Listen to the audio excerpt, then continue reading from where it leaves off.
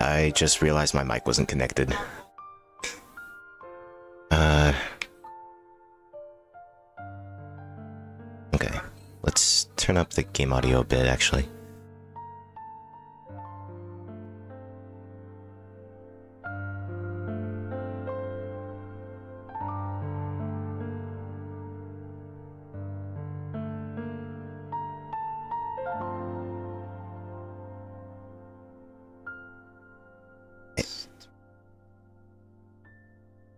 I think that's good.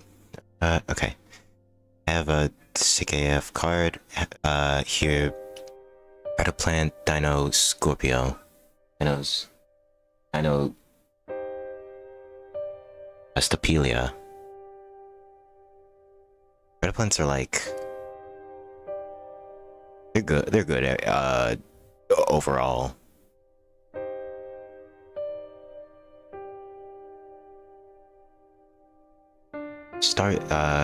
Starving Venom line is really good though. With its like different variants. It can mess you up, it's toxic. Okay.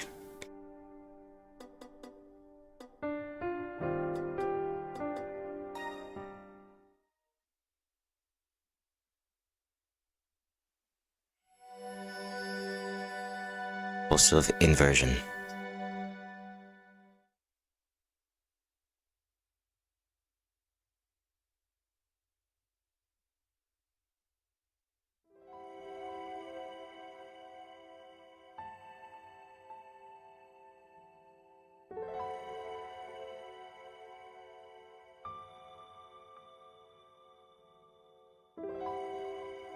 Because Philia can be made with any fusion and any dark monster.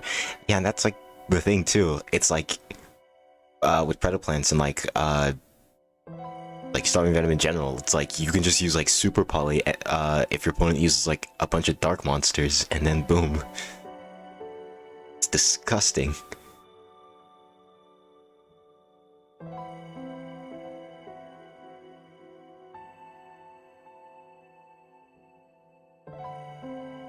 Something Master told me. The lines that I see are the parts that break more easily. Hello? Hello, Ellie.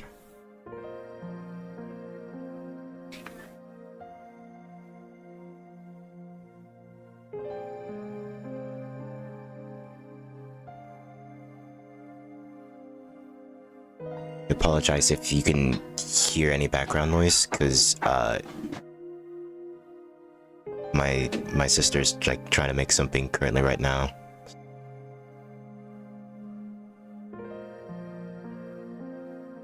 The same as how a human body has weakness.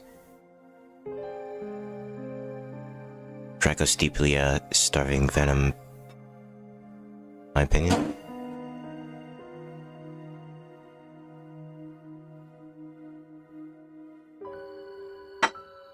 I know, I'm too obsessed with how, like... You hear my sis? Well, she's not talking, she's like... She's just watching a video, I'm pretty sure.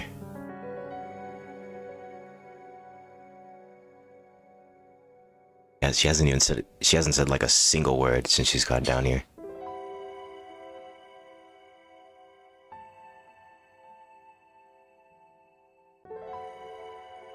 But yeah, I like Starving Venom over Predastelia, because I don't know, the anime like really gave it like a lot of a lot of glory with its animation. I cut anything without worry about resistance, friction, just by lightly tracing the lines with a blade. Whether whether it's a human body or intimate objects, there are lines in all that I see.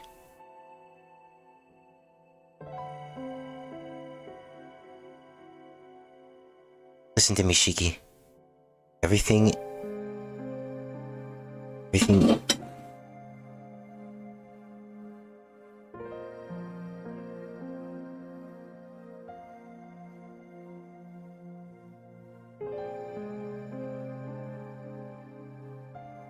Let's see.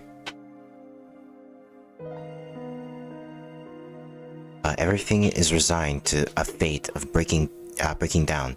As long as something has a form, it has to meet this end, right?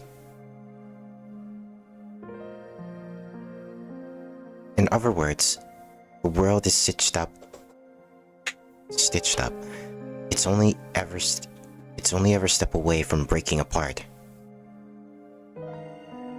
Say the scribbles run across the earth.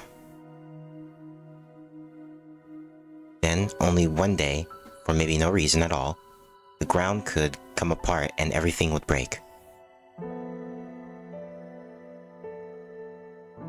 That's what my reality is like.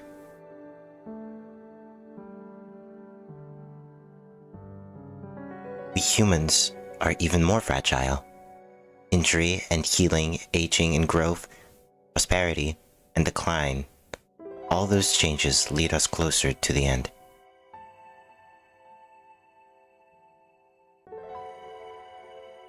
I never felt so grateful for master's classes. Then, when I first came to understand those words,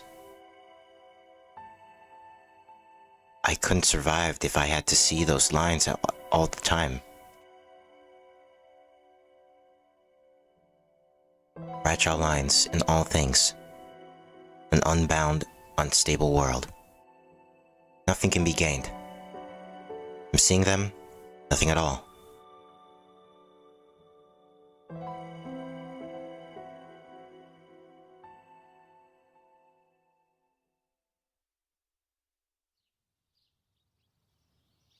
Master, call me master. Sure, whatever you're into. I awake from an old memory. Feeling the light through my eyelids, I reach over the other side of the bed. My glasses are gone.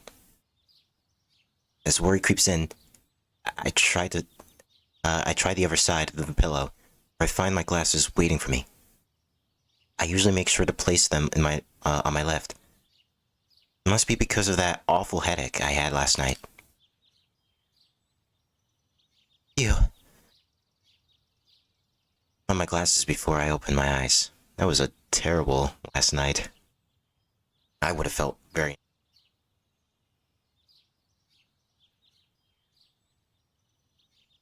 Also probably would have had trouble sleeping last night.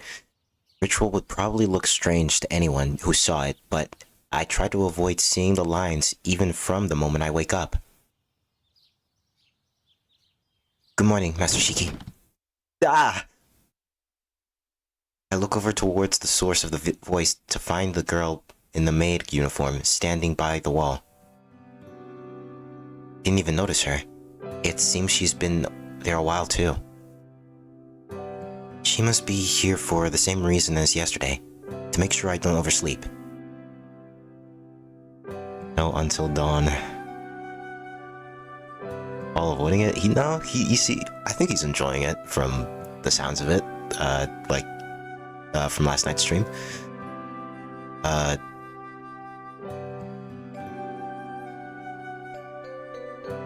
Cause he was discussing what he was gonna play next. I think he said he would play more Pokemon first though, and then get back to Until Dawn.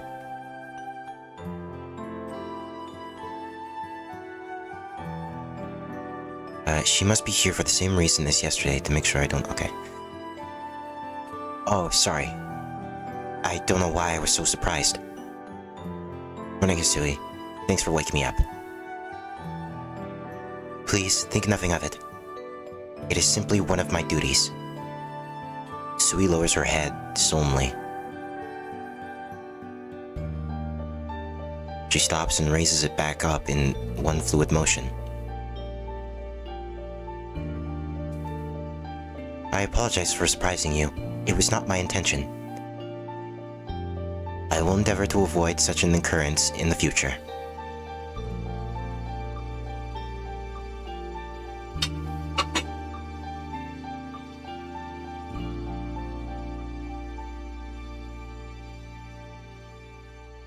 I'm glad he watched horror and played it.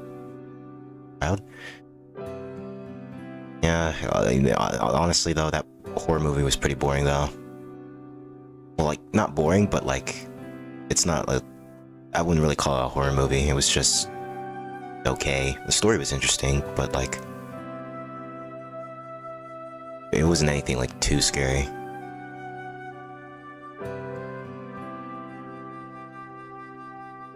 Sui can be a little strange sometimes. Currently in my Amazonas deck, I have 13 fusion monsters. And like, what is it?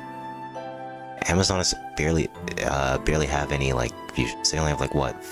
I think like 4 total, like maybe 5 total fusion monsters. Like there must be like a ton of like other like ton of other staples you must be running in there. Yeah, I agree. I like the story, but like the horror, yeah. Good story, just not good horror. In which case, don't even call it a horror movie. So it can be a little strange sometimes. I get the impression that while she's perfect, she's a perfect maid. She's not quite used to speaking with people. It's really not your fault, Hisui. I should start getting used to this stuff by now. I get up from my bed and realize that I'm wearing pajamas. I mean, would be if you just woke up. I remember changing into my uniform to see what was up with that howling, and then I passed out of bed after coming back. Okay. And someone changed him while he passed out?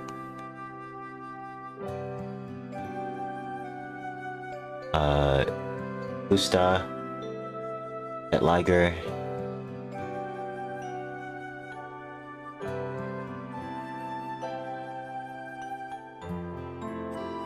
Millennium Irisra, okay, yeah.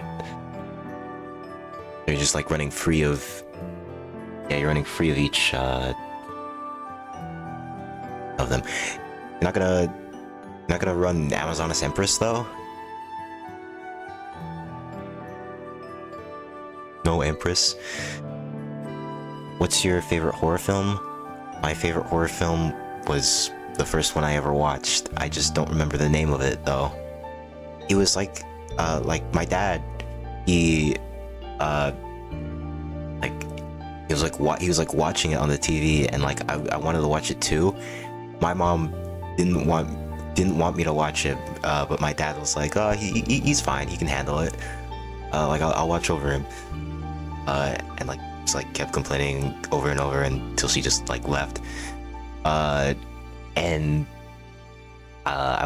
So like I watched it with him, and I was like, it was like so good. But the only thing is, I don't remember the name. I just barely remember what happens in it. It was like these two brothers. Empress is in transit, backseat. But yeah, these two brothers that would like sneak into like this creepy abandoned looking mansion, I think. And they were like there was like this girl that lived there, and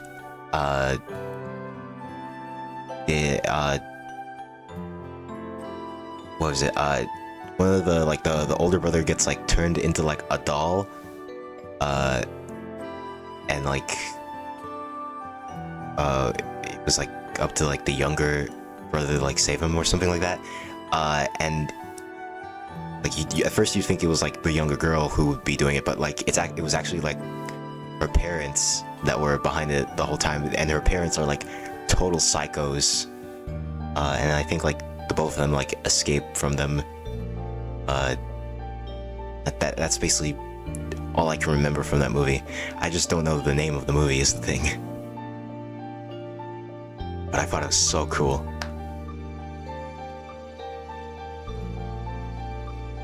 I remember changing into my uniform to see what... Okay. Weird. I thought for sure I fell asleep in my uniform. Yes, it is improper and unhealthy to wear clothes you had on all day to bed. So, I called my sister and had her change you into your pajamas. Asui plainly explains what happened. Oh, that makes sense. They changed my clothes for me. I'm gonna try and Google it, find it. Good luck, because I've explained this to like everybody, and like they've tried like guessing and searching for it, but they can like, they never find it.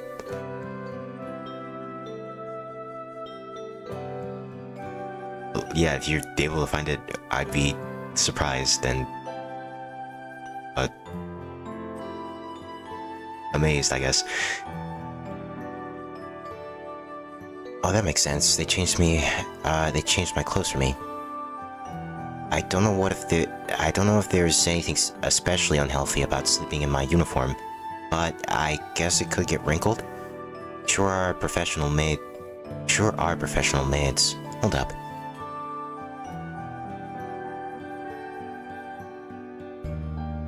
Oh god, okay, yeah.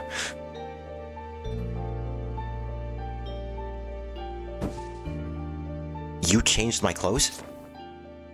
I quickly checked my pants and underwear. Both look brand new. Oh no. Asui. Yes, Master Shiki? I appreciate you looking out for me, but please, just wake me up next time. I can, change on my own. I look down embarrassed. Asui, on the other hand, simply nods in affirmation.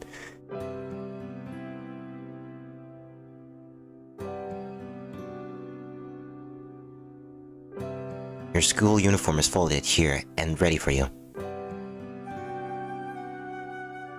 Please come to the parlor after you are finished changing. How did that not wake me up?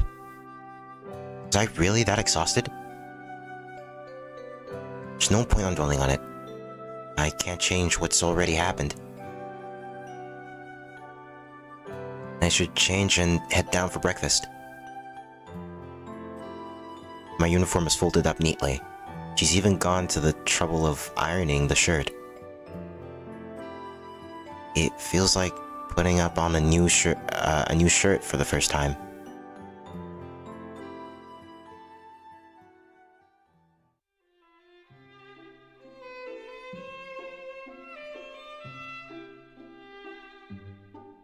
Akiya and Kohaku are already in the parlor. Having probably finished breakfast some time ago, Akiya is gracefully sipping a cup of tea. Maybe tomorrow my playset of Empress will arrive? Eventually. Empress is really good, especially paired with like Augustus. And then like Amazonas Queen is like insanely busted because like when paired with Amazonas Princess, you can make an insane combo with like Amazonas if like with like the right setup.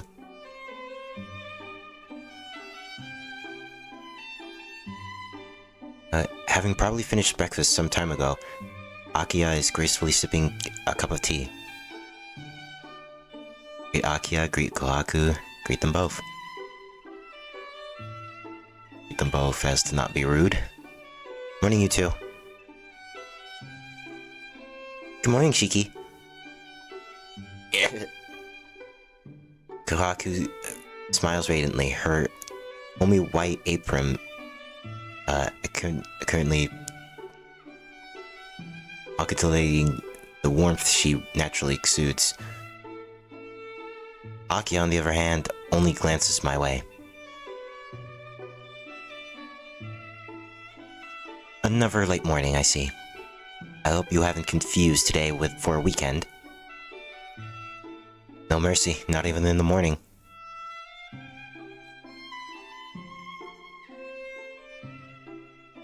start a polycule?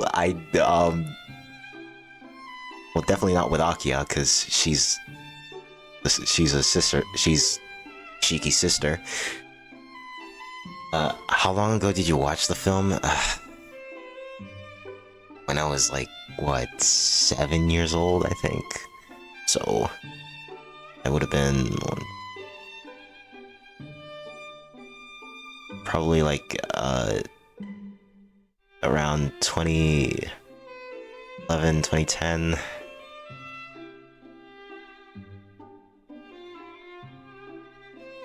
But it looked like a bit of a old movie, to be honest. Like, not old, like vintage old, but like... I don't know, like, what, I don't know how to describe how old it looked. Star Wars kind of looking old. That's not a great comparison. Late morning. It's still barely 7 o'clock. It's only a 30-minute walk to school. If anything, I woke up earlier than usual. You only need 10 minutes to eat. You're not a starving dog. I expect you to eat at an appropriate pace. You know,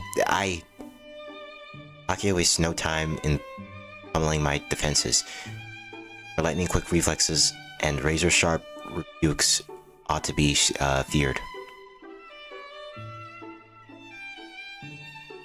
Like playing tennis with a wall. Everything I throw at her comes right back at me. Yeah, not easy to find. Yeah, see what I mean? It's a movie that will forever, like, I'll forever never remember, I guess, like, the name of it. No one knows what I'm talking about is the thing, so now it just feels like I kind of, like, made it up.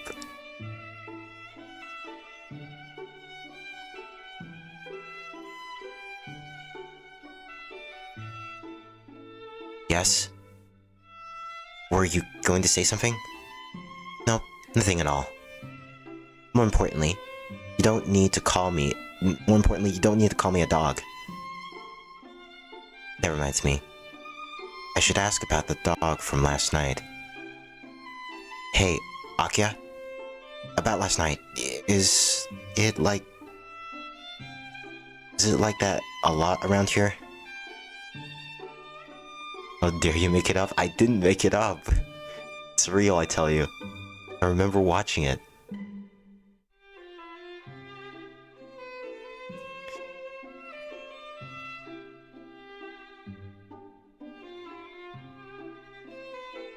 Excuse me?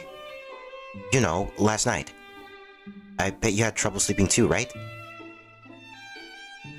I slept quite well. I slept quite well. I'm afraid I don't know what you mean. I'm talking about the dog. It wouldn't stop howling, you know, around 11? Akia and Kohaku share a glance before casting concerned gaze in my direction. They're looking at me like I'm a madman. Never mind. I'll ask someone else. Wasn't it loud last night, Kohaku? I'm not sure I know what you mean. It was windy, but the only thing out of ordinary I found my nightly rounds was you sleeping in your school uniform. Oh, yeah, that. I'll make sure that doesn't happen again. Did something happen, Kohaku? I make up a summoning ad for shits and giggles. Yeah. Which monster exactly? Oh, it's nothing to worry about. Shiki just had some bad sleeping habits. Kohaku dodges the question with a smile. Sounds like a movie so well known it doesn't exist? Yeah, I imagine it would be.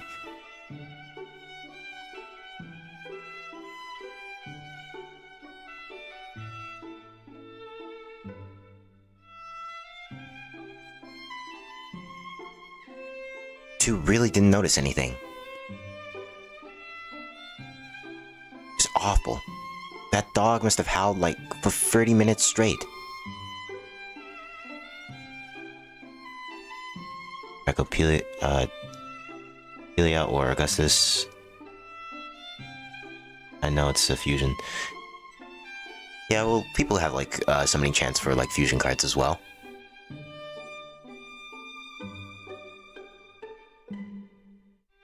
Oh, that certainly does sound rough.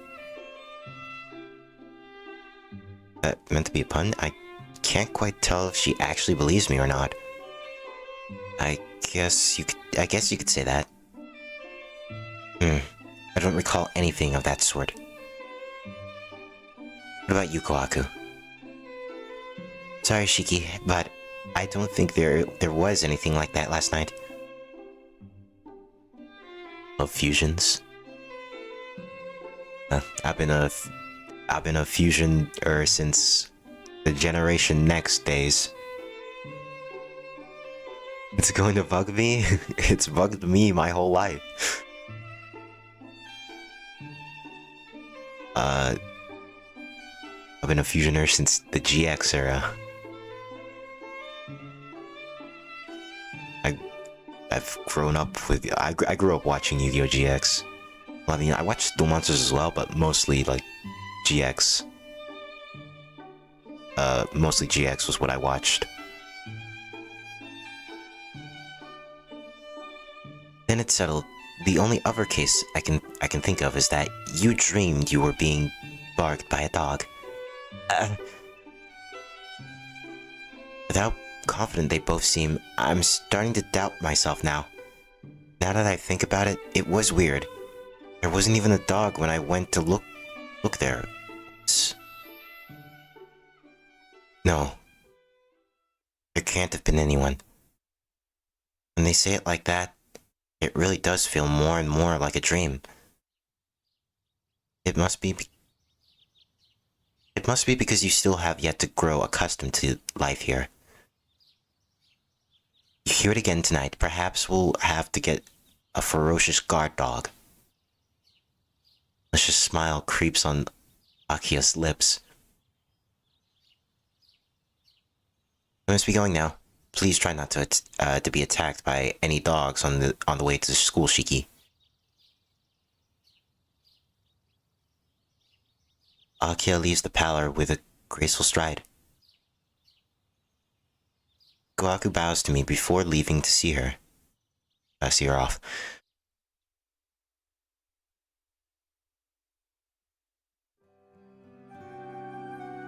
I eat breakfast in the dining room and the exit to the lobby.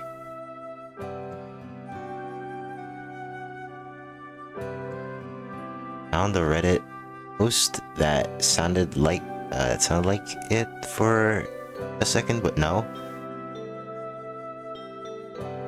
Well, what did it say exactly? What made you think that what was the determining word that made you think that, oh, this isn't it? Sui follows behind me with my bag in hand. I told her I could carry it on my own, but she insisted she hold it at least until the entrance. I guess Akia isn't the only one that has me at a disadvantage. Or maybe, in Hisui's case, I'm just soft.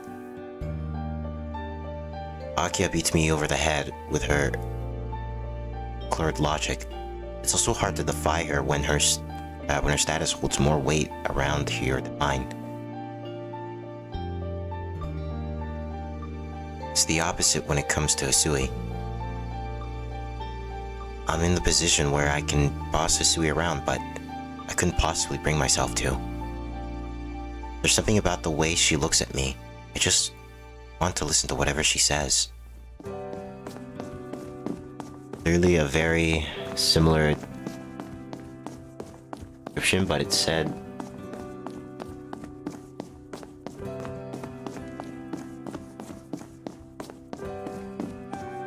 it was a 2023 film. Oh, okay. Dang, okay. sure you didn't misread it as 2013, maybe? I don't know.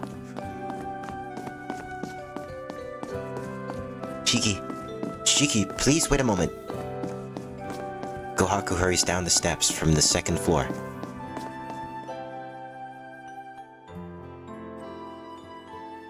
Sui draws back as Kohaku approaches. Huh? Weren't you with Akiya, Kohaku?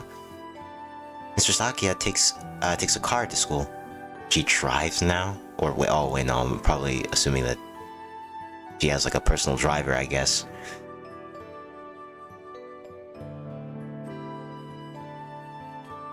Man is checking your search history. I mean, as long as you didn't search anything, too bad. I should be good.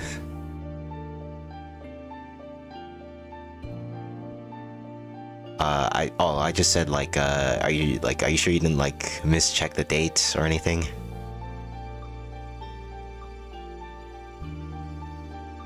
This morning, she allowed me to stay behind, so I could deliver this to you. Deliver something to me?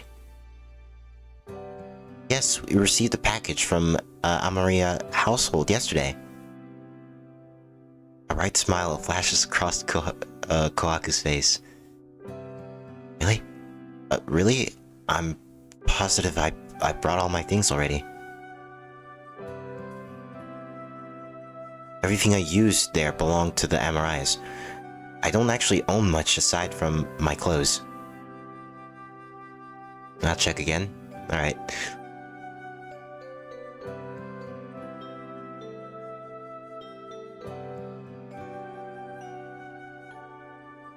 Is that so? But this is right for you. Kohaku's hand hands me a narrow wooden box, about 20 centimeters in length. No, definitely a 2023 film. It's light. Well, maybe it's like one of those like remake of those like retellings of the movie. I don't know. What's it even called anyway? Maybe there's like more like sequels to it or something. I'm just like looking for like anything to get like a lead on this thing.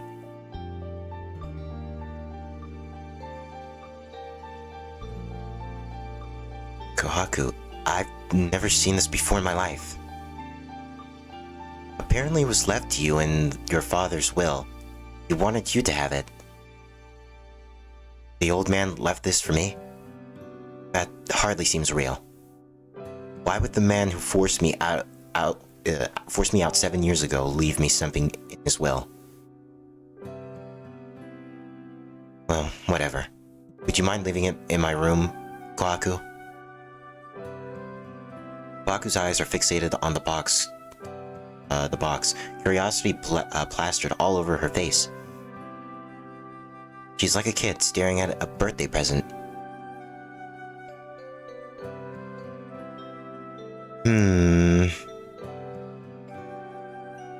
Or maybe she is a kid. Alright. I can see you're dying to know what's inside.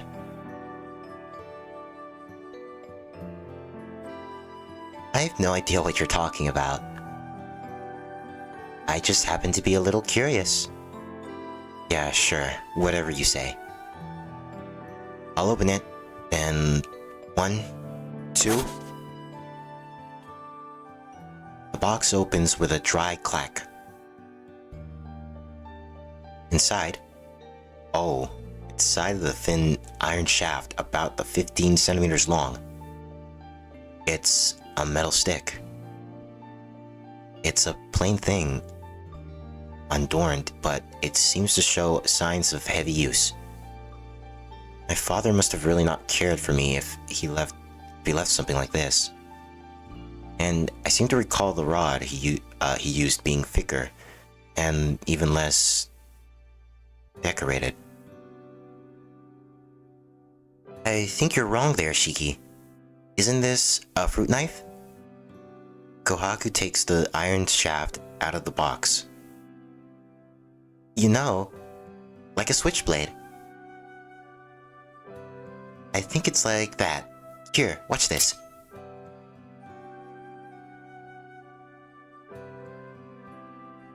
A metallic noise, a 10-centimeter blade shoots out. Ah, it really is a knife. The inside is more modern, though the outside looks quite old and worn. Look, it's even inscribed with the year it was made.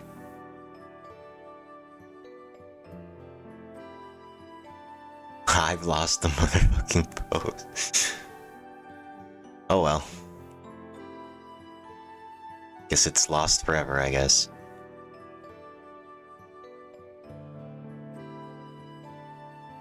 Kohaku retracts the blade and hands me the knife. She's right. There's a number just below the grip. The character for 7 reads Nana or Shichi. And the character for night, Yoru or Ya. This isn't a year. I believe it's intended to be read as Nanatsu Yoro, 7 nights. Like the book? Whoa. I look back at Hisui standing directly behind me, sneaking a glimpse at the knife. Jeez, you scared me, Hisui. You don't have to peek around me. Here, take a look. Oh. I'm very sorry. It was just so lovely, I couldn't help myself. Lovely? I don't know about that. It just looks like an old knife to me. Not at all. This is beautifully made. It has the hallmarks of a distinguished blade. Yuto is emo? I say he's more edgy than like emo. Because what is it? He's still a bit of a he smiles from time to time. He's not all doom and gloom.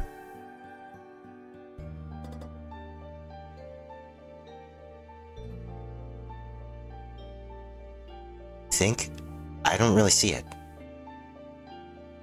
Seeing Hisui so resolute about it has strided my own curiosity. Yeah. Not a bad memento, now that I look at it. Bro plays Phantom Knights, that's emo?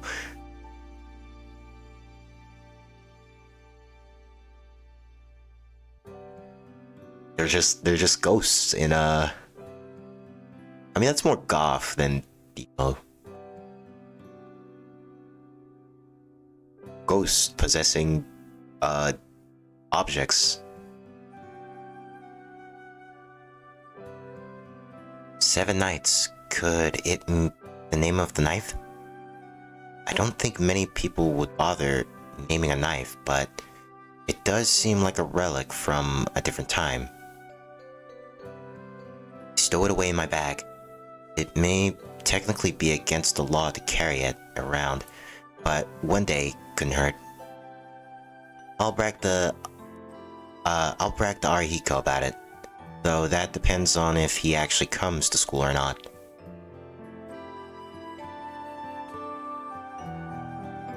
He looks like he listens to My Chemical Romance. Okay. I mean, yeah, fair.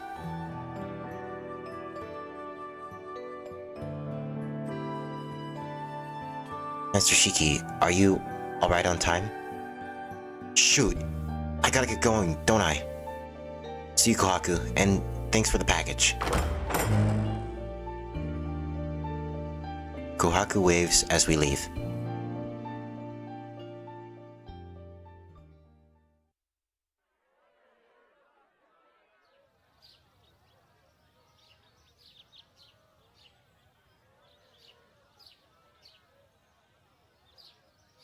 Okay, it doesn't sound like what you said, not a remake? Okay. Guess it's just a lost cause. I noticed a commotion nearby after we exit the main gate. Huh? I wonder what's going on over there. Bloodstains were found on the road this morning. Blood? Just over there?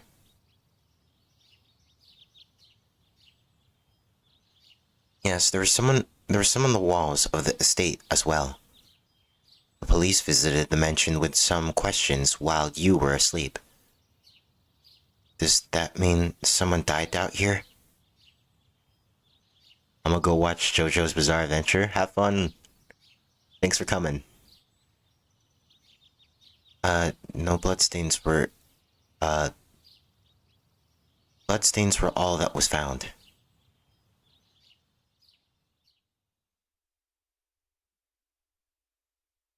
The road on the east side of the estate. That's where road on the east side estate. That's where I went to look at last night. My TV mysteriously turned on last night while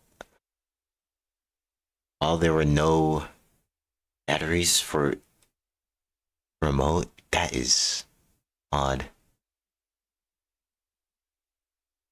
Must be like some kind of secret on switch somewhere. Blood. Crimson red that stains anything it touches. I don't remember seeing anything that vivid last night. The only things that here that were the black of the night, the biting cold, the warmth of blood, is nowhere to be found.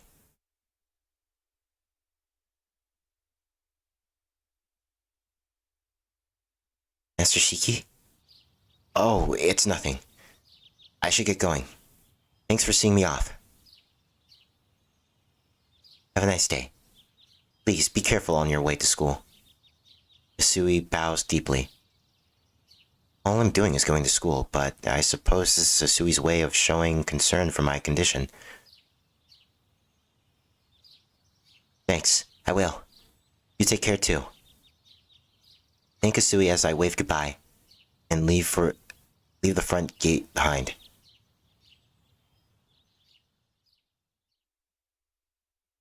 Right.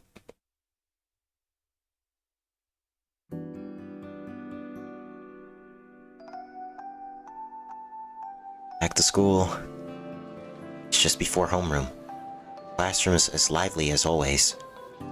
Boys and girls are still locked in battle over Miss Noel. That your teacher. Thankfully, I don't belong to either camp. I amble over to my desk in the middle of no man's land and said they went in the house and one turned into a doll by a girl's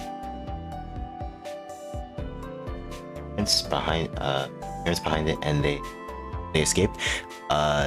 Yeah, it was him and the girl. They had, it wasn't just like the brothers. Well, they had like multiple, like, I think victims turned into dolls, or like people that like got killed.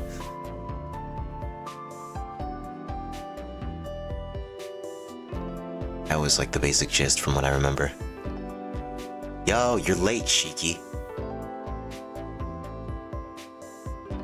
Waiting at my window side desk is someone who looks totally out of place in the morning. Not only that, why are you here? You're not in this class. Morning, Tono. He's with someone even more unexpected. CL? What are you doing in our classroom? Okay, continues research.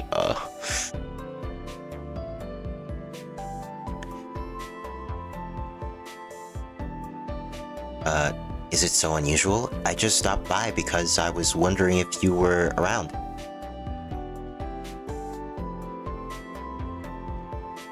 It's definitely not common that third years never come down to the other classroom.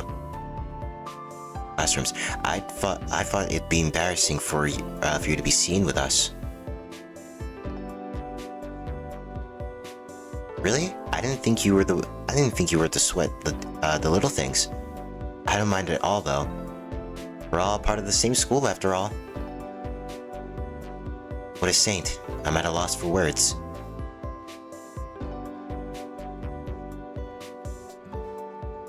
Well, I won't be held accountable if you're late for class. The third-year classrooms are pretty far.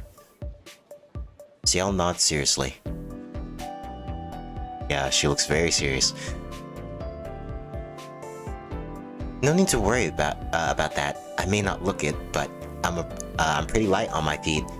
I can make it downstairs and back to my own classroom in under a minute. She puffs out her chest with pride. Tough in both body and soul. Lighten up, Tono. She's here because she wants to be. Arihiko being Arihiko is just sitting on my desk without a care in the world, fully immersed his chat with Ciel.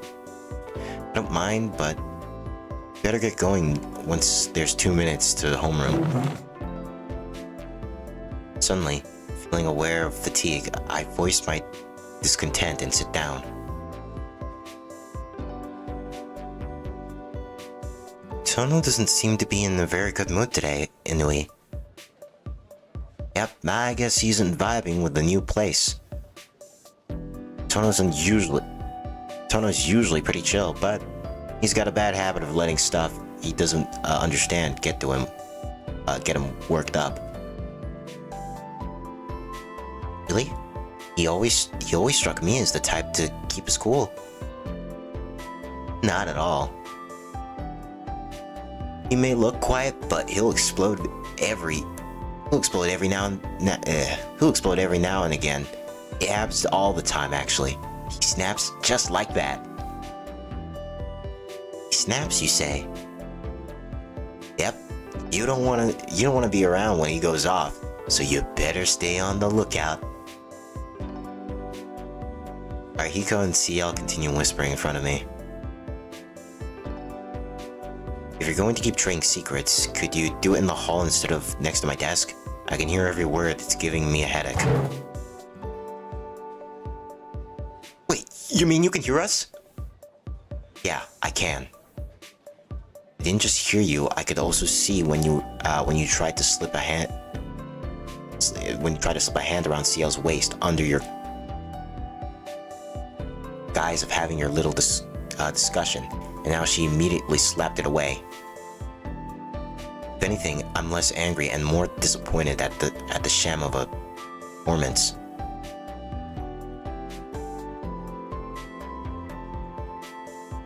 I can't find shit. Well, I'm sorry to say.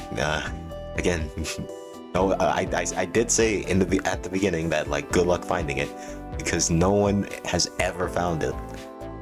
When I explained it to them, no one.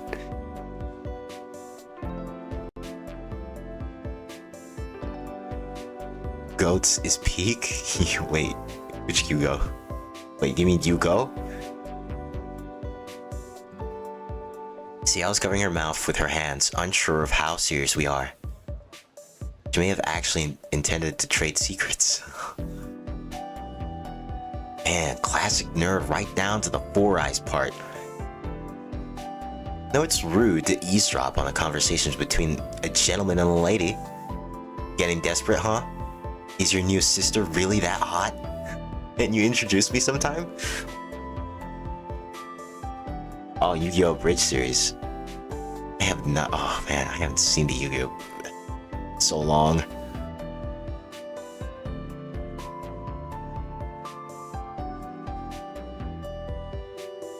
Is it even still being worked on currently at the moment? I haven't heard like an update from Dan Green in so long.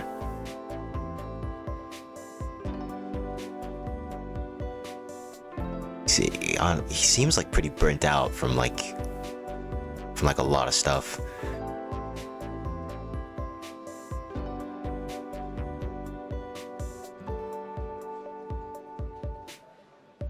Arihiko, are you trying to pick a fight? Of course not, we're buds! I'd fight my own parents before I'd ever fight you. That's my policy. A man's gotta have a code, you know? Wow. A code that puts classmates over your own parents. That's messed up. I see, your policy sucks. There's the real jackass Tono I know. You look so pathetic, I was worried about you. My bud pats me hard on my back. You were worried about me? Ah, don't ruin it. Everybody knows you're supposed to play it cool here. Bumps my back some more. I've known Arihiko for a long time, but there's still a lot about him that surprises me. How's the new house then? You look pretty stressed out stressed out to me. I don't know, I had a weird dream last night, but when I told everyone about it, they looked at me like I was crazy. That can't be good. Arihiko nods in sympathy.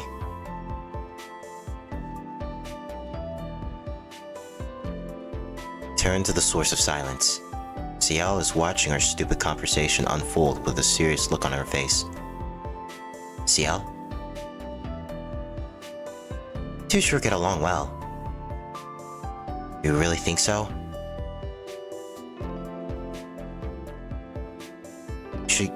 You should get those glasses checked. I don't think so. You seem more relaxed around Inui. I can tell you really trust him. For some reason, a bright smile stretches across her face. Arihiko and I look at each other and tilt our heads. I'm jealous. I wish I had friends that I could be so open around. Ciel lets out a sigh of genuine admiration. Seriously? Arihiko and I grimace in unison.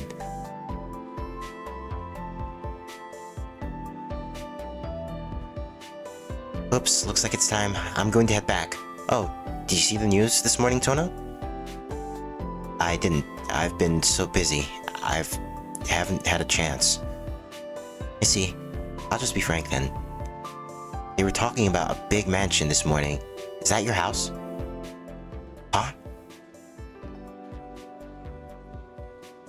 So he did mention that the police came around to ask some questions. Yeah. That's probably us.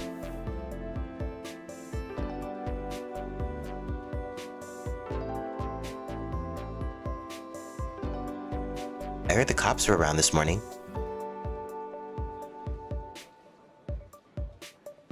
I see. Don't go playing at night too much, okay? Ciel dashes out of the room. We watch her leave in silence. Yeah, so, Tona. What? I hope you're not about to ask me something pointless. It ain't pointless at all, but I gotta ask. Since when are you so tight with Ciel? That she goes out of her way to see you? Like I know the answer to that. We only just started talking recently. She probably just came here on a whim. And hey, you seem like you get along with her pretty well, yourself.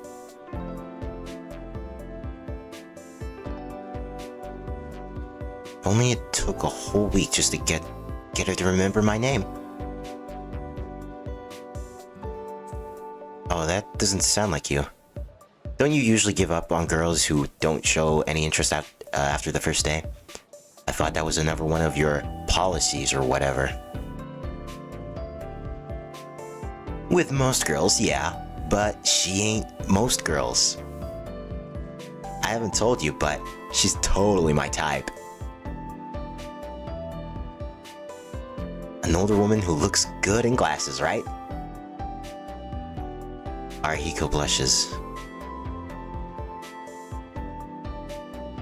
So you knew, comrade? Yep. You heard? Yep, you heard her just now. We're the best of friends, apparently. I can read you like a book.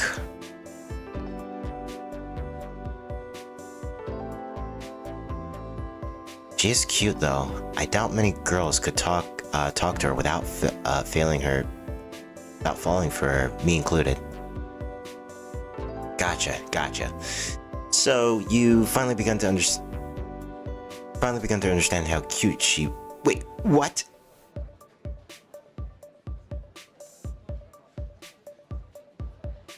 We're friends, right? It makes sense that we have similar tastes. No surprise we'd be into the same type of girl. I give up. The film doesn't exist. I told you, you're not gonna find it. I appreciate you for trying, but, you know. It's not an easy movie to look for, I guess. It's lost forever. Our eyes meet. Oh, seems like we're rivals. After a brief meaningful moment, Arihiko nods solemnly. It's been nice knowing you, bud. Yep, sure has. I send them off with a wave.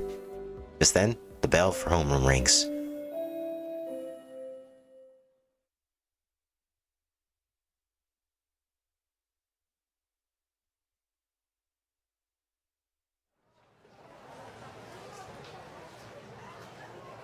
Morning classes end, and lunch break begins. Where should I grab lunch?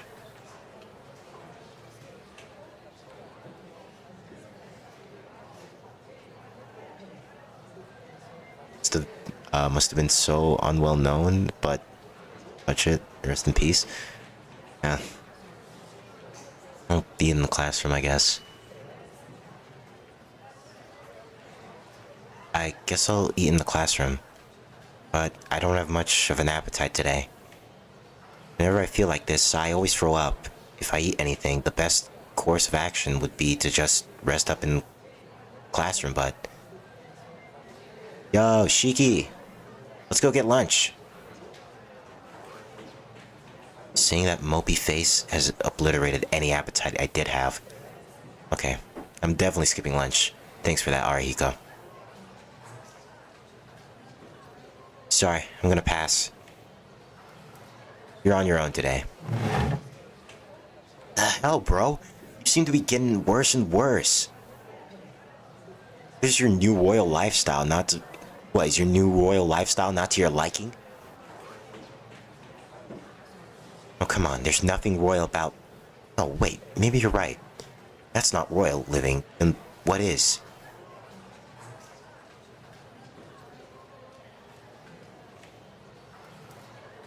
The bathroom is ridiculous. It's bigger than your whole place. Fancier, too. Akihiko? Yeah.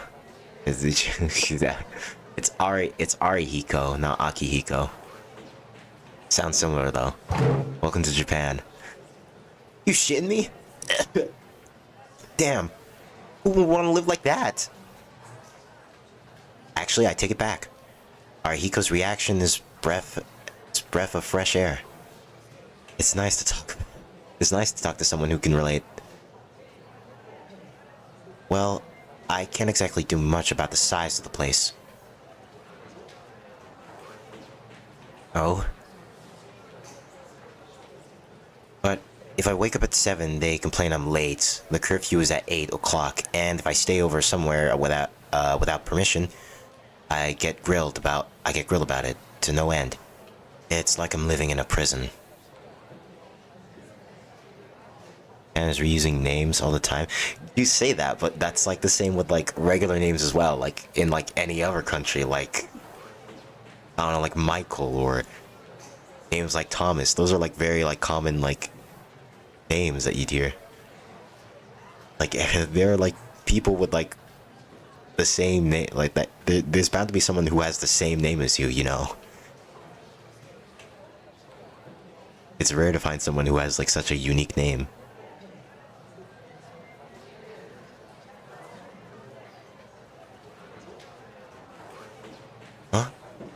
that might be a good thing in a way. Long live the system. Kids these days need more structure in their lives. If they start getting lazy from a young age, they'll end up becoming bums. Agreed. It feels especially true coming from you. He's living proof of that argument. Oh yeah, you're being weirdly nice today. Well, celebrities use ridiculous names for their kids, yeah. Being weirdly nice today, bro. Okay. I'll let you have a treat for that. Like I said, I'm not hungry, but don't mind me, don't mind me. Just go and eat lunch. I'll be over soon.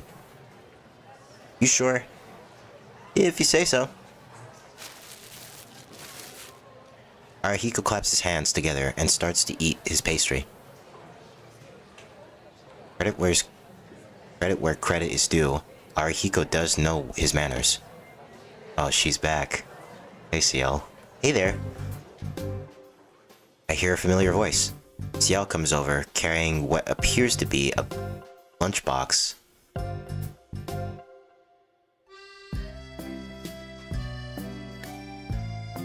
Oh, don't you always get school lunch, Ciel? No, I don't really have a fixed lunch routine. It just depends how I feel that day. Ciel produces a lunchbox from a cute little pouch. Got blue hair, yeah, blue haired girl. She's hanging out a lot with us now these days, to be honest. Box looks pretty big for her, given her frame. You mean you only pack a lunch if you get up early enough? That's right. I don't usually manage to wake up before 7, so... Wait, what have you gotten me to say? No, that's not what I was going for, but it looks like you aren't much of a morning person, are you? Not really. I have a hard time getting up early, to be honest. I really had to push myself to make it for my volunteer work. My family actually used to run a bakery, so they always got up really early in the morning, but I could never manage it, no matter how hard I tried.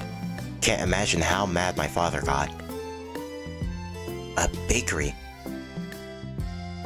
Arihiko and I glance at each other. I'm sure we're both picturing Ciel kneading dough with her delicate fingers before baking it in wood-fired oven that somehow has in her apartment.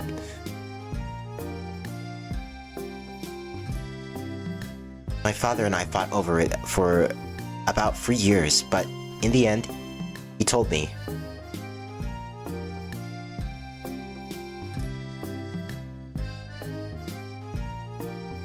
Does he fancy her? It seems they both do. Both Arihiko and Shiki. They both think she's pretty.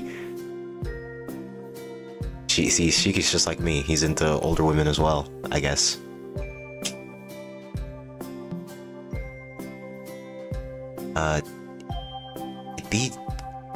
It'd be easier to work double duty than to teach you to be a baker. And never spoke of it again. After that, he let me wake up whenever I wanted. Ciel puffs out her chest, beaming with pride. Really, I never would have guessed. I mean, you always look like you have it together, Ciel.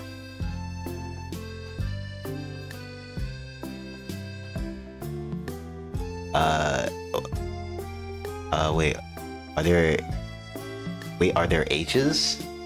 I think you mean what are their ages, I'm guessing.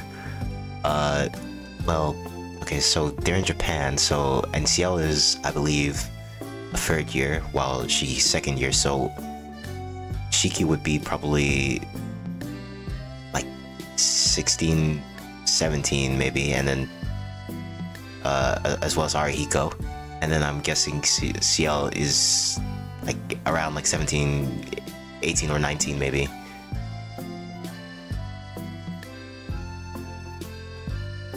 My bad grammar, yeah. It always trips me up so badly. But yeah, no worries. Well, I try to look my best in front of you. The truth is, I can be a bit of a mess sometimes. Same here. That might actually be true. Like her volunteer work, for one thing. Okay, not too bad. What do you mean, not too bad? Someone who had everything figured out probably wouldn't have spent their time working for zero profit. See, but personally, I like people like that. They're comfortable to be around. Arihiko nods in agreement.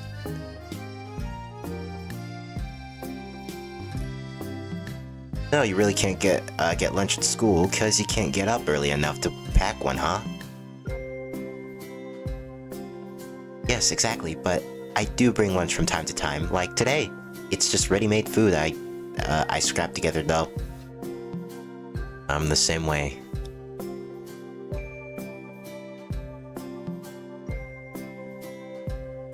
Is there was a pedo issue or something? What? Okay.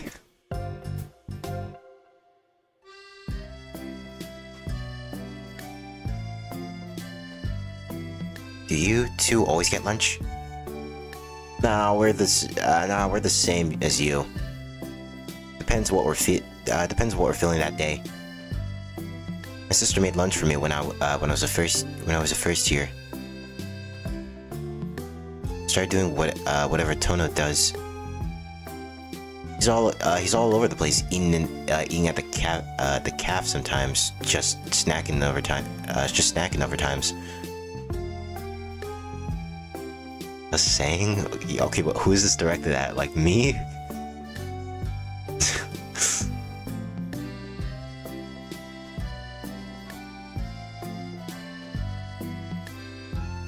So saying he can be fickle.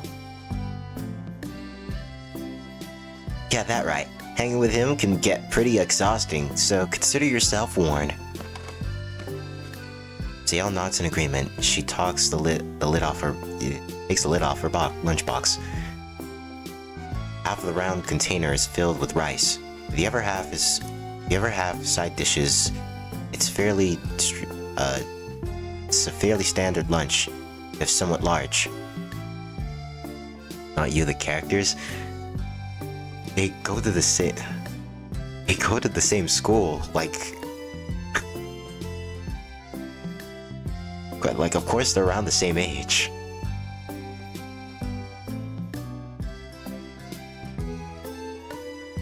Alright, let's eat. Do you think your neighbor will mind if I borrow their seat? Kata isn't here, so it's fair game. I'm sure he'd be honored to have you sit in his seat anyway. I have expected CL to put her lunchbox on my desk, but she sets it on her lap, begins eating. Arihiko stands across from her, tearing open his second pastry. Voices fade into the background. Chatter as I blankly stare out at the window. Are you not going to have lunch today? Lunch, Tono? Yeah, I don't feel like eating today. Really? Won't you be hungry? No, it's fine. This just happens every so often because of my condition. Besides, skipping one lunch isn't gonna kill me. That's amazing. If I skipped a meal, I wouldn't be able to move a muscle. I'd probably faint from hunger. Eh. I've skipped a bunch of, like, I've always skipped, like, breakfast, lunch, and, like, all together.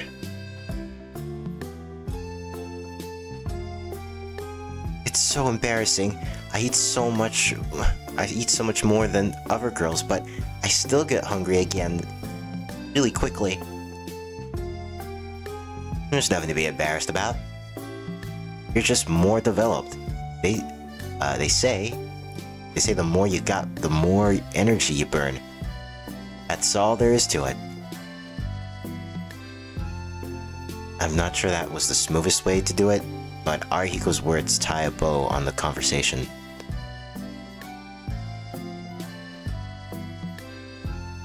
What's with the laughing emote?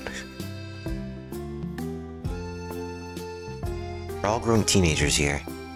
She can eat as much as as little as she wants. Tail's expression is indesirable. I can't tell if she's flattered or embarrassed.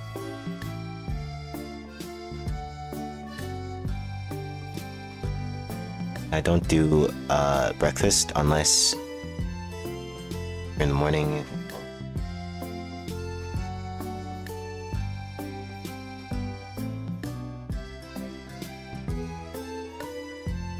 Makes me feel sick. I mean, like, some people are just, like, really hungry, like CL.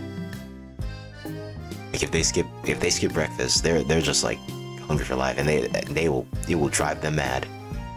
They just need food.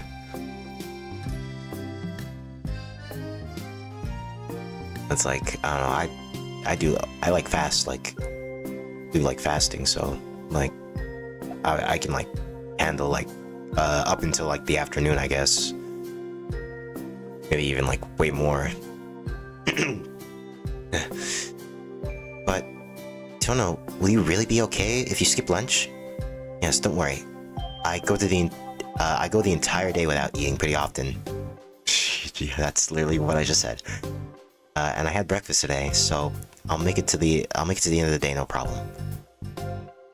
And I'm not sure how I feel about that. It doesn't sound like a healthy lifestyle. I'm fine, seriously. I get regular checkups and everything. My doctor says I should be careful not to gain weight. So it's actually good for me to skip the occasional meal. The extra body mass would be nice and all, but staying slim is more important. Yeah, that's probably why I'm so skinny, to be honest. I skip so many, like, breakfasts and lunches that, like, I'm honestly to a point where I'm, like, way too skinny. I see. I didn't know boys had to watch their weight too. Sale looks up at me for a moment, contemplating something, then closes the lid on her lunchbox. Oh my god. I just remembered something I had to do, so I need to excuse myself. Don't mind me. In fact, do me a favor and forget everything that just happened today.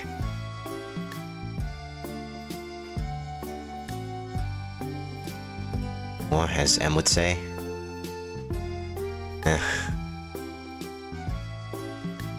Did we just upset her? I feel like we just, like, bothered her by saying that we don't eat that much, and now she's like, oh no, now I need to eat less if I want to look good. She quickly packs her things and takes off.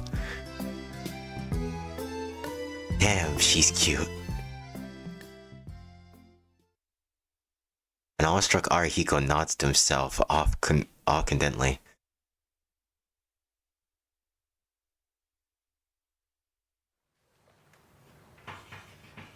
Fifth period begins. I fight off the temptation of sleep as I scribble down notes during our classic literature class. Another relatable feeling. Our school still doesn't allow note-taking, on devices. They said they'll switch to using tablets eventually, but seems like it's going to take another couple of years. He's blushing? Well, yeah, because he's kind of got the hots for her. Either way, people rarely get to get into trouble for using their phones in class. It's one of those unspoken agreements. There are plenty of students who use their phones to check their texts, look up information, or just browse the internet. I've always preferred doing things the old-fashioned way, so I write everything by hand.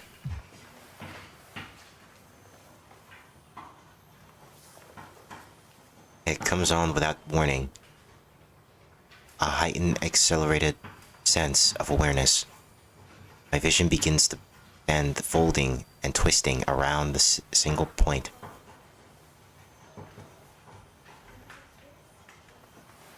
Got the hots for yourself? Okay. I don't. My sense of equilibrium shifts as if my brain were spinning its axis. Everything morphs into a blurred mess. Feels like something is lurking in the back of my head, trying to drive me out of my own skull. Crap. I know this feeling. This is the dizzy feeling right before my anemia hits. I should have seen this coming. Always knew this was a possibility. Damn it. This hardly ever happens, but I'm going to pass out in class. Darkness shrouds my vision. I fumble for my desk, grabbing the side of it to steady myself. But it doesn't help. I can't put any strength into my fingers. All I can do is brace for the fall. Hey, teach. Just when I expect to lose control, I feel a hearty slap on my back. Tono looks like he's feeling so hot. Can I take him to the nurse's office? Before I know it, Arihiko is standing at my side. You feeling okay, Tono? I hear the teacher speaking to me from the front of the room. I'm fine. I just need... he says no. I think he should be able to go home.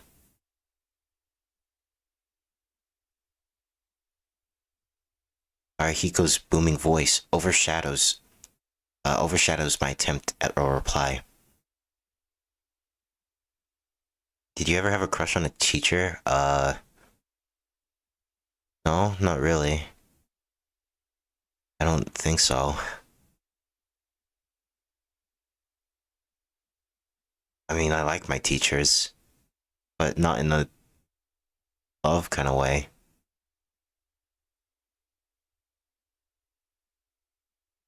Arihiko's booming voice overshadows my attempt at a reply. I see. Ugh.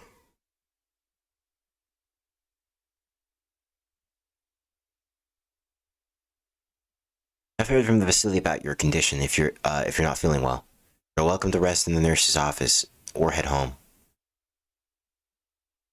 I can't tell if he's just nice to a fault. Seems to have believed Arihiko wholeheartedly.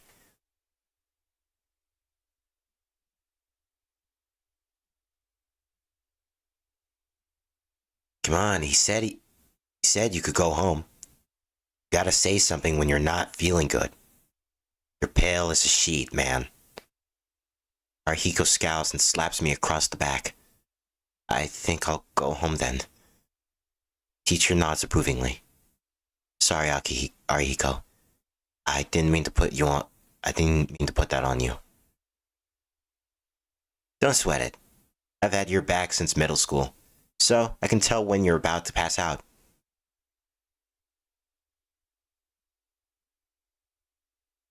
Arihiko returns to his seat.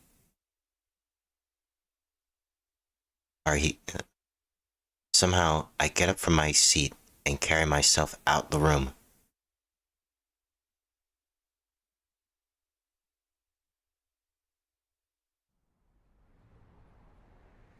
I exit the school. I deduced I decided to pass on resting in the nurse's office. At this time of day, there's a good chance I'd just end up sleeping until dark. Instead, I decide I'd be better to make a trip to the mansion. Phew. I think I feel a little better. It must be thanks to the fresh air. 7 years ago, school? We're leaving school, so don't need to say you. 7 years ago, I survived a life-threatening injury, and the price I paid, my chronic anemia. When I first left the hospital, I used to collapse just about every day. And while I've lost a lot of opportunities from this, I never felt like I missed out on anything important, thanks to the support of the people around me. After reaching adolescence, most of my symptoms stopped surfacing, at least as long as I didn't move around too much. Though, every now and again, I'll still get dizzy and lose consciousness for no reason. I'm lucky Arihiko was around today. Probably would have fallen on my face if he weren't. I breathe deeply, sending a volley of fresh air into my lungs. Struggling against the dull waters swirling in my head, I make my way from school.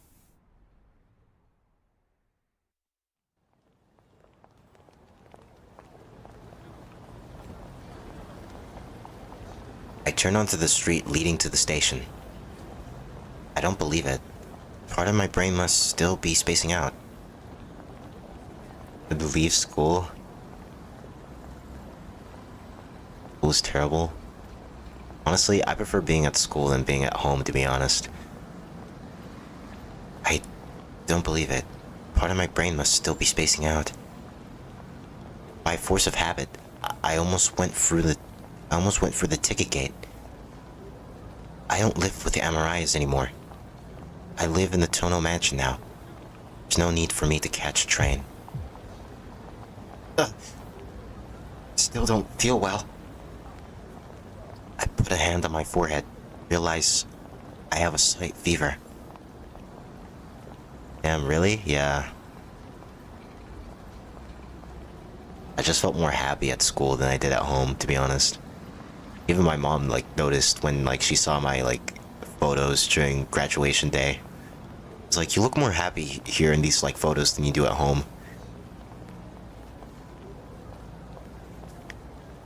No point in heading home if I'm going to pass out on the street before I get there. This sucks. Disappointed by my own folly, I carefully prop myself down on the bench. Maybe I'll just rest here until I feel better.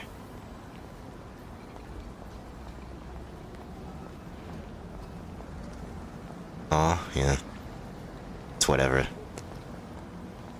Absentmindedly, I watch the crowds in front of the station. It's just past 2 in the afternoon. The city is as ever busy. Will stream past in waves. Each and every one of them is far absorbed in reaching their destination to bother looking at who's around them. Place swarming with people, yet everyone's too immersed in their own little world to notice. We are each the main character in their own story. Today's just another day in their story of their lives. Despite seeing perfectly well, they spend every waking moment in willful ignorance. Their days never intersect, nor do their respective paths derivate. Preferring to expand as little effort as possible to reap the most basic level of comfort. It seems people have chosen a life of individualism to only interact when absolutely necessary. So true? So true about what? Exactly. About the main character thing? Oh, okay. That's the thing about humanity. We each have individuality, and that's what separates us. Only drives us further alone. I don't know if it's my fever, but something has me feeling sentimental. I should head home. I'm feeling better anyway, and the longer I sit here, the longer I'll dwell on this stuff. Lifting myself from the bench, I join the masses. I start for the mansion, my head still heavy from the amnesia. Right now, all I want to do is lock myself in my room and close my eyes, take off my glasses, and just breathe.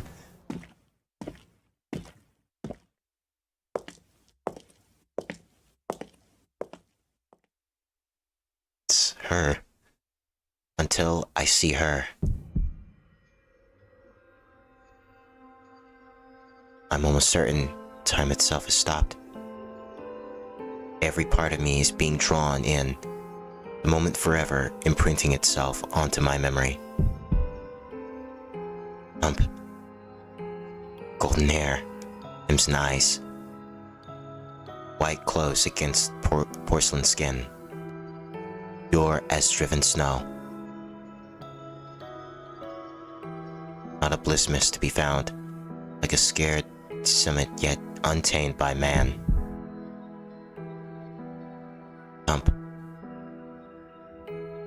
My pulse skyrockets. Bodily rhythms go haywire. My veins and the tires dilate.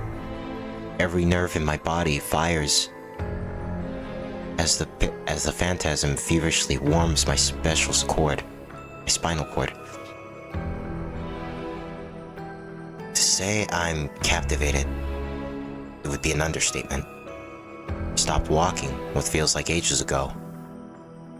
As she leaves my peripheral vision, I turn around to not lose sight of her. I realize I haven't been breathing. I feel nauseous. I can't breathe. The pain is unbearable. Can't remember how to breathe.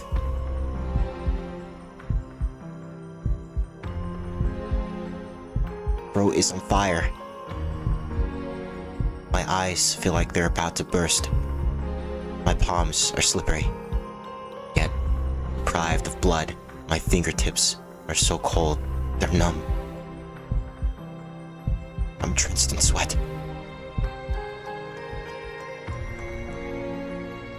I recall that I'm still an animal, still alive.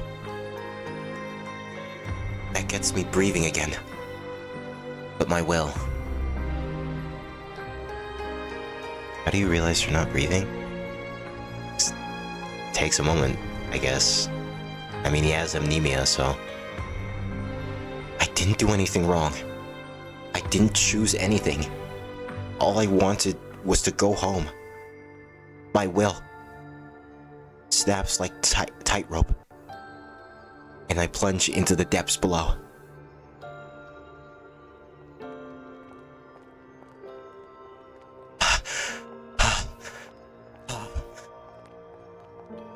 I have to follow her. I have to follow that woman. Follow her and speak with her. Dragging my frozen feet. Pant like a... I follow after fair prey.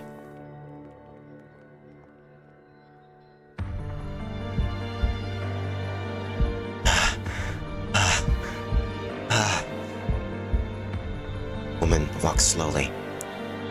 She has no idea I exist. Questions, one after another, graze the back of my mind. She doesn't know I exist.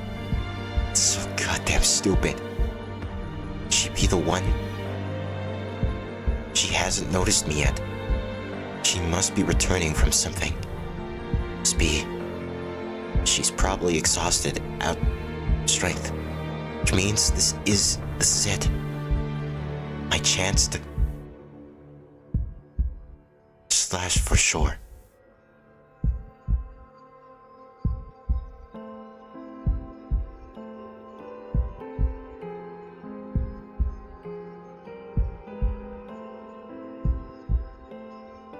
I want to taste this.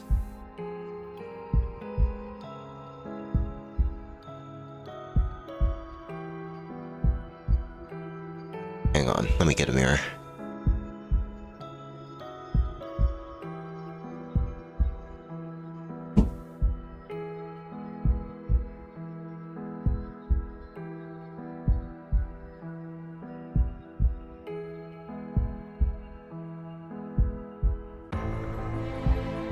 Oh,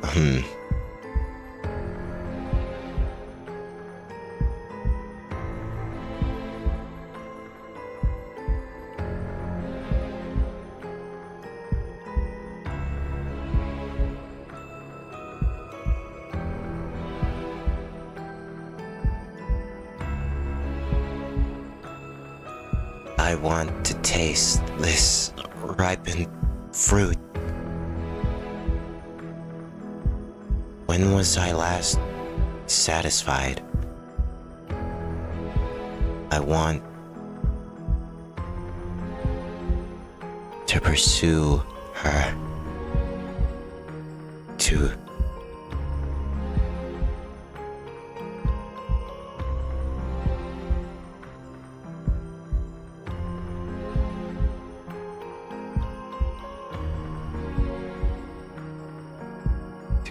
Pete.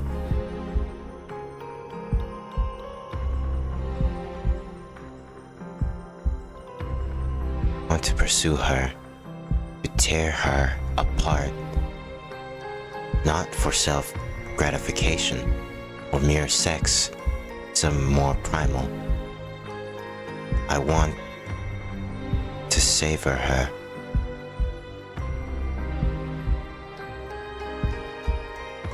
Bring her low. I can't remember. Even if every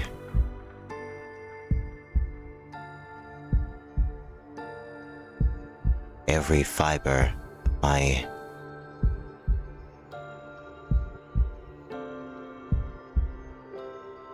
every fiber of my being wants to can't remember her first time.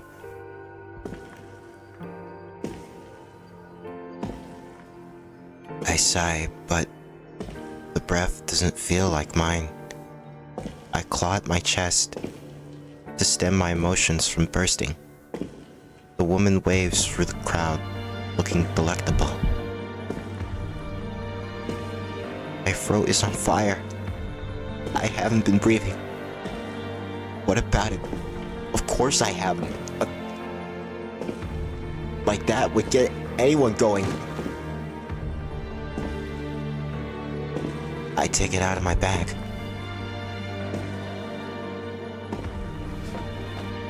And slide it into the pocket as I walk. My fingers trace along the iron. I can't believe my luck. I even have the necessary tools.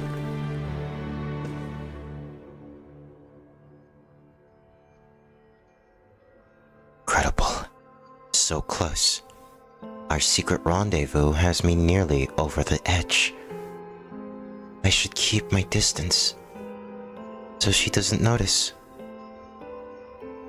So no one gets in my way. We're total strangers, so I need to track her scent as naturally as I can.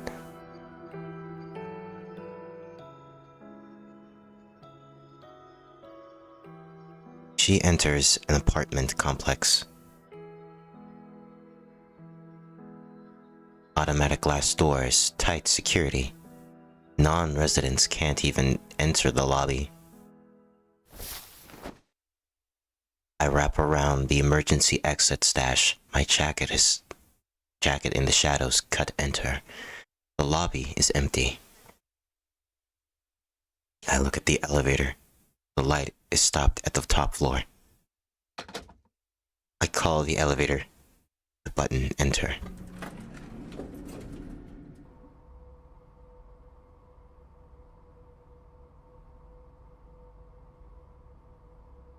Shiver as soon as I close the threshold. Her scent remains, causing my lips to curl. This is exciting. Caged in this cramped box, I grip the weapon in my pocket and wait. She's so close. I just need a few moments, and finally... her.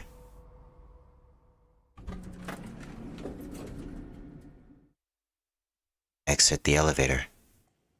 The hall should be empty. I vaccinate the box to the other end of the corridor, still empty. I can't think. Only a single word lingers in my brain. Woman. That woman. I'm going to... I arrive at the third room. This is the one. All the other rooms are empty. Sure. I'm sure all animals have decent sense of smell, whether we like it or not. Some have simply forgotten how to use it. Pitiful. Forgivable. Civilization's obsession with compassion has instead dealt with us an invisible fatal blow. I move to ring the bell, but stop myself. My glasses are in the way. I can't do anything unless I take them off. You hear me? You shouldn't ever look at things without thinking it first. A woman said that to me long ago. Right now I can't remember her name or what she looked like. I slowly remove my glasses. Lines squirm, wrinkling my vision. I don't understand. What am I doing? Why am I doing this? Why does Shikitono want to do that?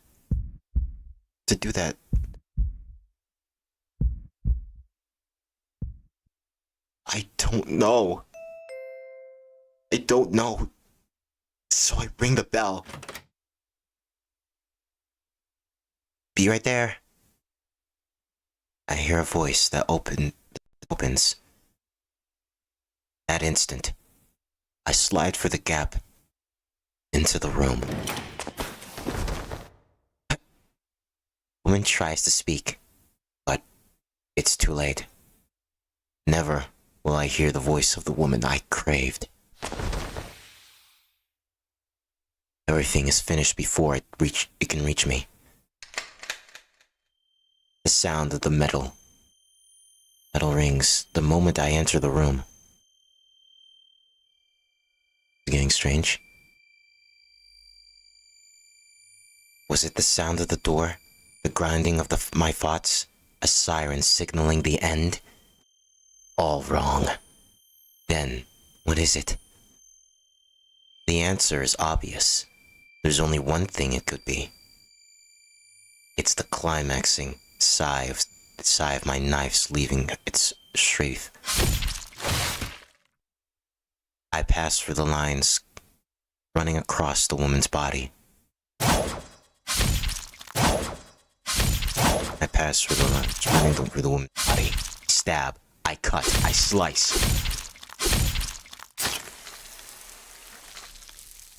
I crave, serving piece after piece, till nothing is untouched by death.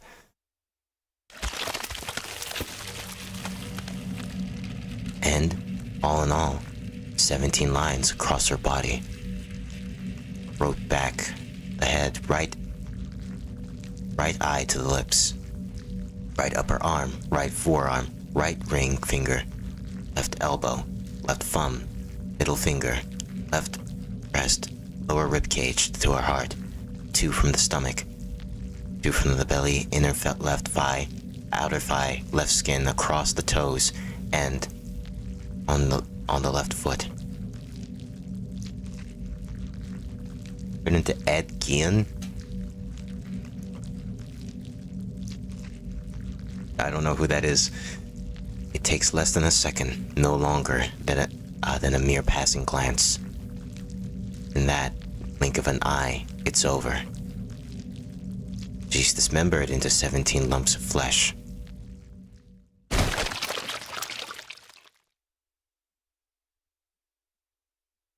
Boy, huh? A dumbstruck voice reaches my ears. The reality hasn't set in. The voice belongs to me. I fear another flurry dizziness take hold. A chunk of something scattered in front of me. The marble floor covered in expanding red liquid like someone tipped over a bucket. The smell of blood assaults my nostrils. No entrails have been spilled. Cuts are clean.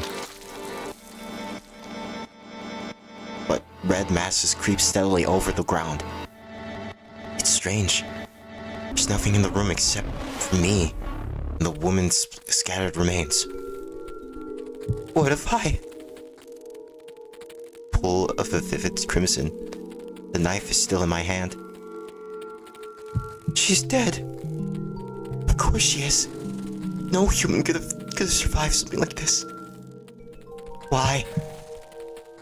Gives a shit about the why. Just now, with his own 2 hands, Shikitono has butchered a woman he's never even seen before in his life. I killed her. I must have.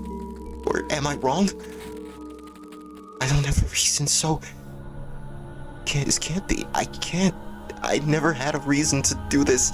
So this can't be. It can't be. I'm the only one here. Someone else might have been here before, but I'm the only one left alive. So this can't be it. Yeah, I had no reason to. I didn't mean to. I wasn't in my right mind. Maybe I never was. So this can't be. It can't.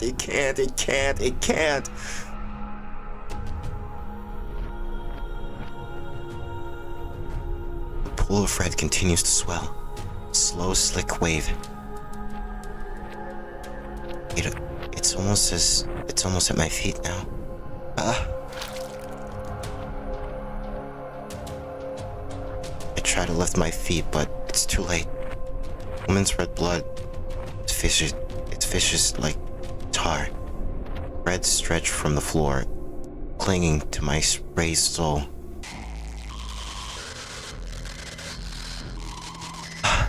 Red blood. It's oozing red because you butchered her. That wasn't me. That's right.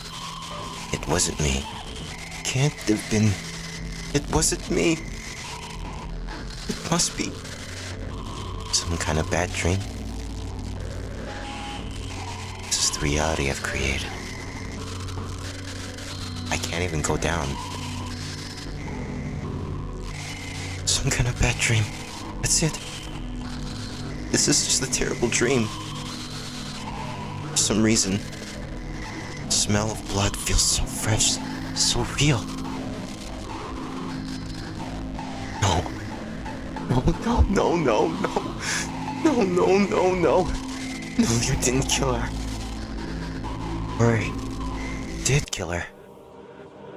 I had no reason to. Of course you had no reason.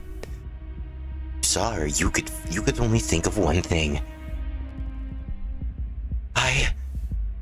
I, Shikitono wanted to kill that woman. In that moment, that was all that mattered. My mind had just melted away, so I couldn't put it into words. No. The stench of blood is making me sick to my stomach.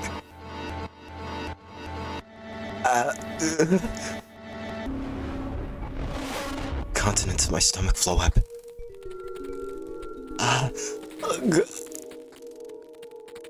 And seeps into my eyes. My head spins. I kneel in the sea of blood.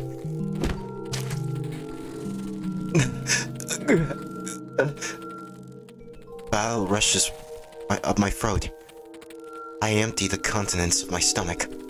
Sobbing, I throw up every last bit of blood, every bit of food, every last drop of fluid in my body. There's nothing left in me. As if to deny what had happened, to undo everything and turn back time, the body forcefully continues to heave. It hurts. My innards feel like they're burning. Tears continue to stream down my face, and I collapse onto the ground like garbage.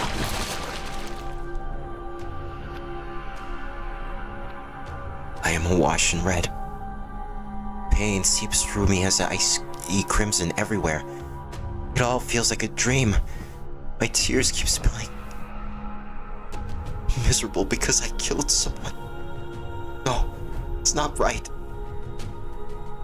I'm merciless. I hurt someone for no reason whatsoever. I turned her body into a flash.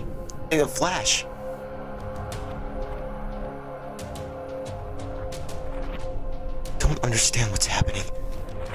Why I feel like this? Why did I kill her for no reason? I don't understand. No. None of this feels like reality. I had one of my usual dizzy spells. And I've been dreaming this whole time.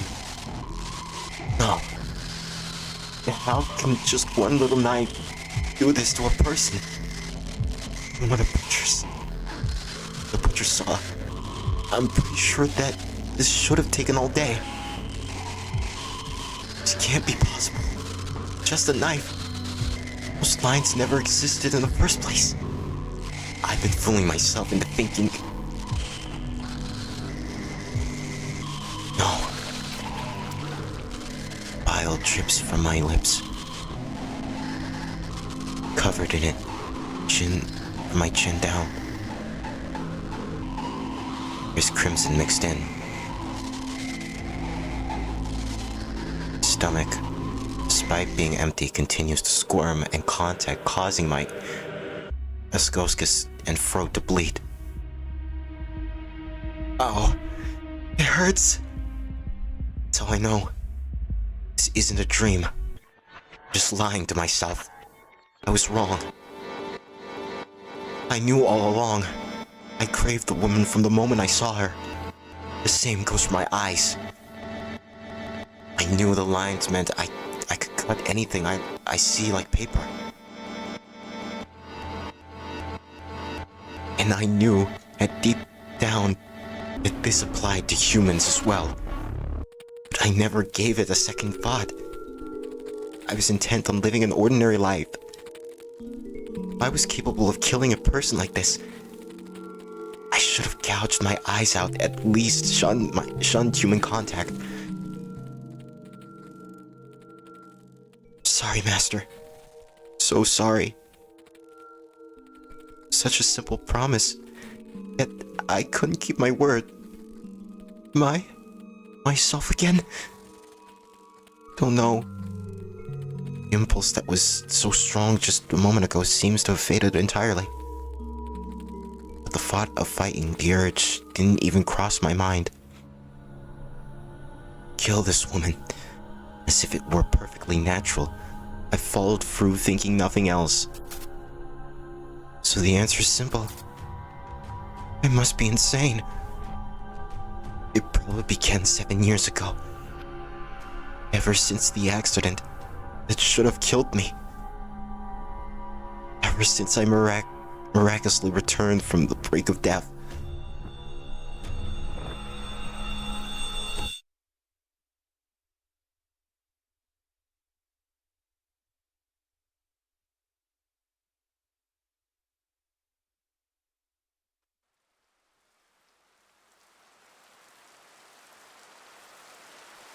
hear the distant sound of rain, the long and gentle hiss of rainfall touching down. My head is hazy. My throat aches with every breath. Ow. I can't help but wince. Master Shiki. Suddenly, I sense a person, a voice, by my side.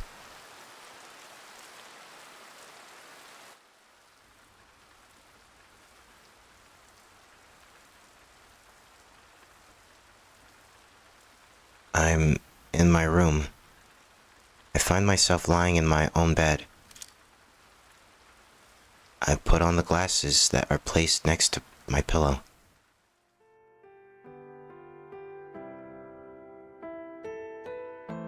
Wow.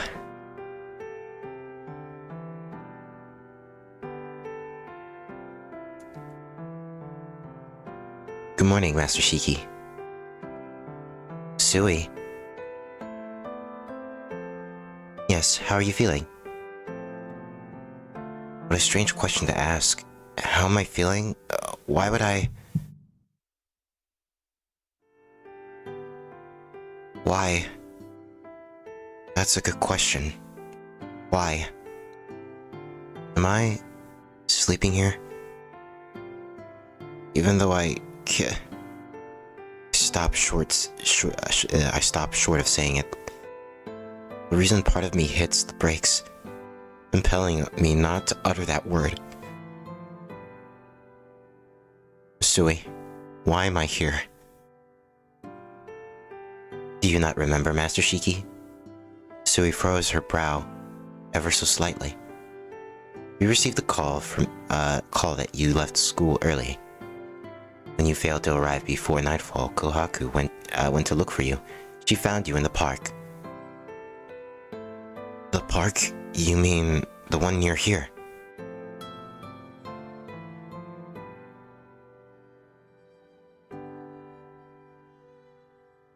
Yes, you were asleep on a bench, and once awoken, you managed to walk back to the mansion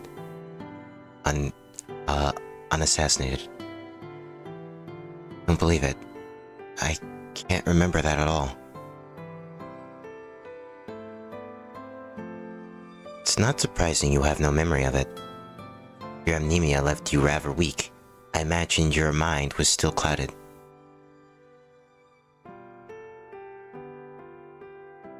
I don't remember anything. Still, I can't deny any of what Hisui has told me. It's already 9 in the evening. How'd that even happen?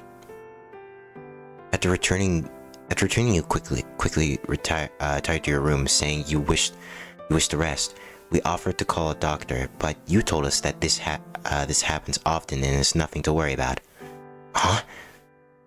Passing out of the amnesia isn't exactly uncommon for me, but this time was different.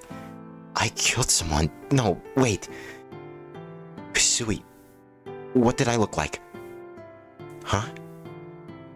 I mean, my clothes, my shirt and shoes. Was there, blood? They should have been soaked in it. Your clothes were dirty, so they were being washed at the moment. Put them in the wash with all that blood? Though there was quite a bit of mud. I did not see any blood. Also, your jacket seemed fairly clean. Only your shirt and pants were muddy. That can't be right. I was kneeling in a sea of blood. My arms and legs should have been stained red. Did you have a bad dream, Master Shiki? You were quite restless while you slept, and you seem pale even now. Sui looks directly at me. A dream? Could it have been a dream? That sensation. The smell of blood. The woman in the miracle. given flesh. Yeah, you're right. It must have been a dream. I let out a relief sigh. That's right. It was nothing more than a horrible dream. I'd never do something that would break my promise with Master, especially without a decent reason.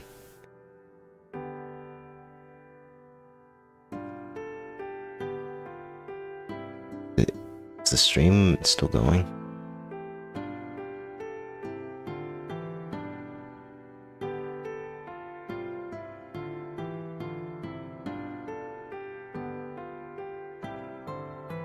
Okay. You finally woken up.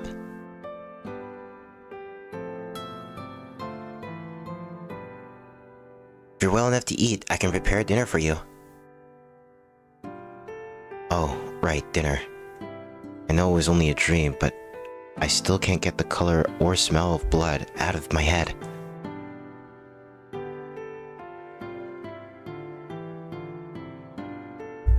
Sorry. No thanks. I think I'll just go back to sleep for tonight. Actually, can I ask you something, Asui? Of course, Master Shiki. So, when I came home tonight, did Akio say anything? She was not home at the time. I informed her of what had occurred when she returned 2 hours ago. Asui gives me, sire, an insuggestive look, as if to say, what about it? It's nothing really. I just thought she might be upset with me for causing so much trouble on my first day back.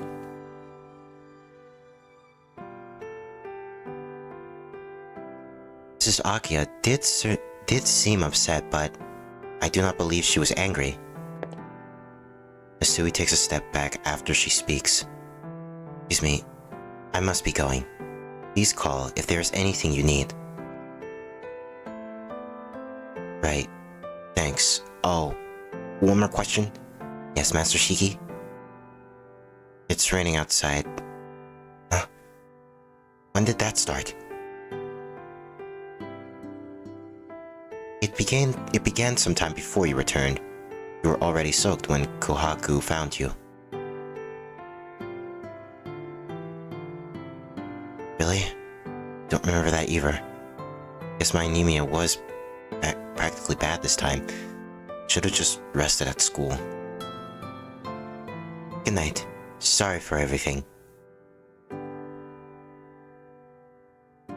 Please thank Kohaku for me as well. Of course, good night, Master Shiki. Sleep well.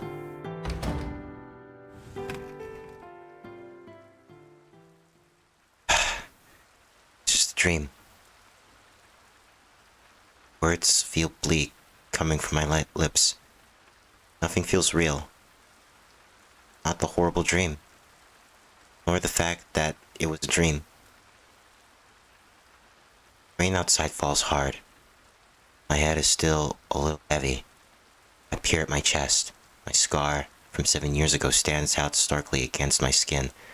Burn marks. Oh. The knife my father left me is sitting on the desk of the room. Dream. There's no way it was anything else. I repeat those words in my head to convince myself. Close my eyes.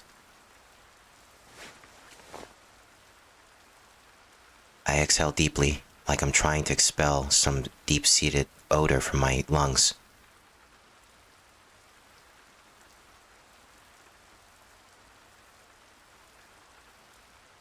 Consciousness fades. I'm ushered into a deep, dark slumber. When I was a child, I remember someone urging me to never tell a lie. I didn't believe myself.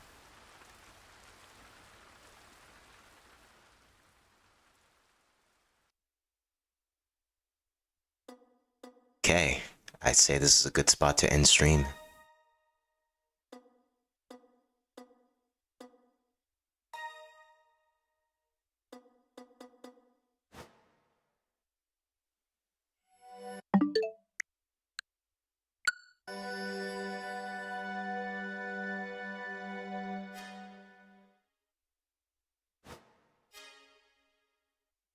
But yeah, thank you all for watching and see you all next time.